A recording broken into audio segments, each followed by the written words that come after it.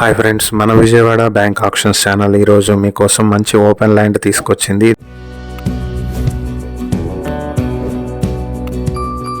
ఇది విజయవాడ పోరంకి సాలిపేట రోడ్ లో ఉన్నటువంటి ఓపెన్ ల్యాండ్. ఇది 128 ప్లస్ 194 మొత్తం 322 స్క్వేర్ యార్డ్స్ తో నార్త్ ఫేసింగ్ లో ఉన్నటువంటి ఓపెన్ ల్యాండ్. ఇది బందర్ రోడ్ నుంచి 1.4 కిలోమీటర్ల దూరంలో ఉంటుంది. సీతాపురం కాలనీకి దగ్గరలో ఉండేటువంటి ప్రాపర్టీ ఇది.